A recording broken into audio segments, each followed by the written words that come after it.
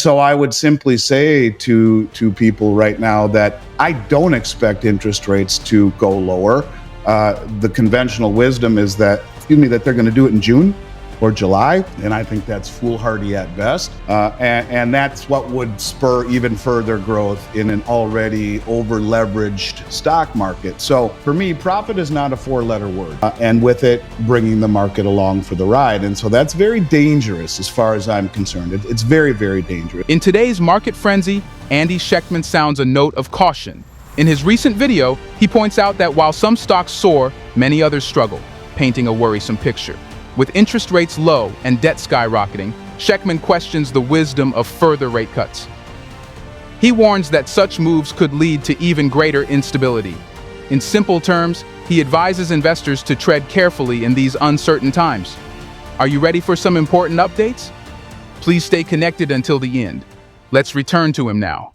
Well, we have an equity market when you talk about all-time highs. Look, you have some of the worst breadth, B-R-E-D-T-H, breadth, that the market's ever seen. And when you go back and look at market blow-offs or markets that continue to rise with only a handful of stocks leading the way, it always ends poorly. And it was the big seven, and now it's the big four.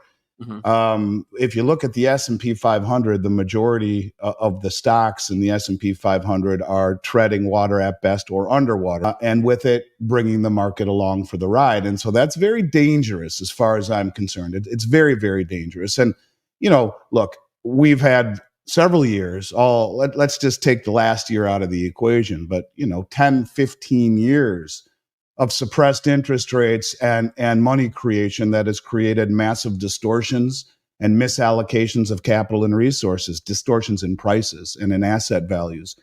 I think that in general, the stock market, to me, is a very dangerous place to be right now. Now, people would say it's an election year, and they're talking about lowering interest rates to support the rally in the market in election year. I can't see how they can lower rates. I really can't. And, it's a situation right now where our debt is ever increasing by $1 trillion every 100 days.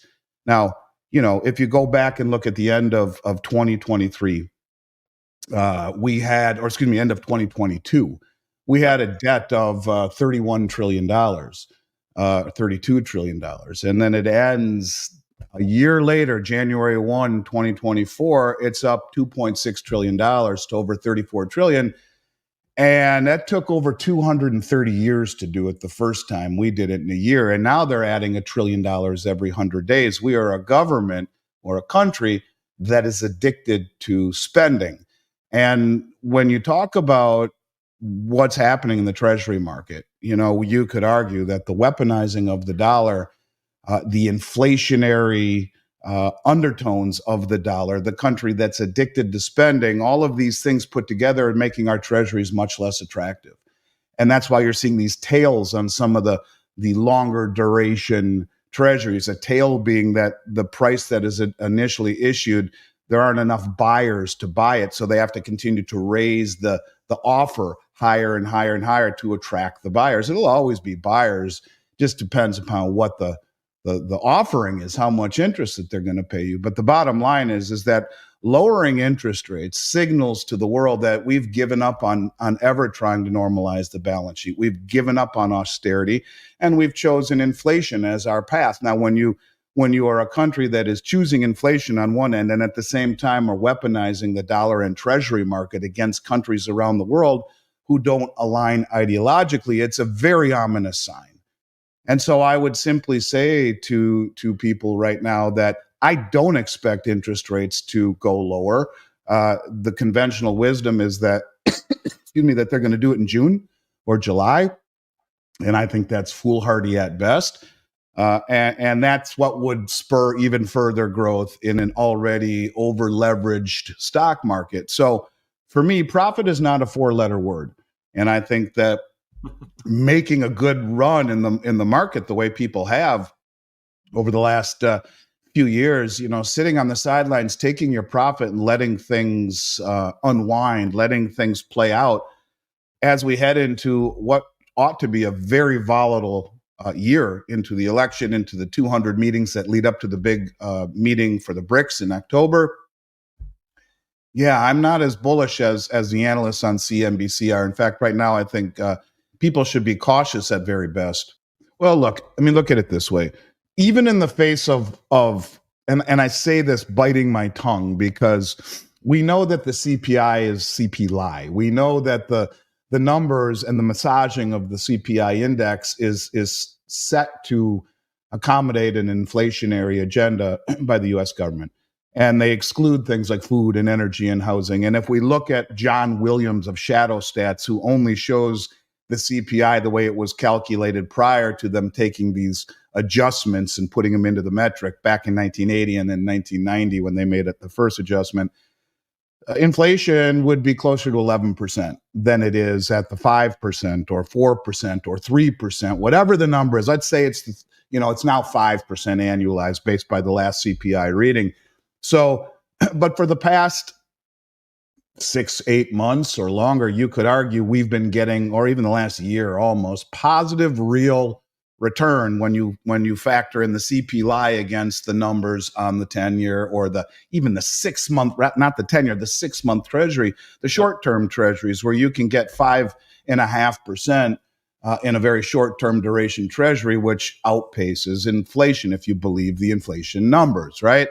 So in the face of positive real return, which would be the antithesis of gold that doesn't, or the argument people would use against gold, it doesn't pay a coupon. There is no interest on gold. And for the last decade plus, I would say, well, it sure beats the pants off of negative real return, or negative return in terms of higher inflation than you have on interest rates in a very low interest rate environment.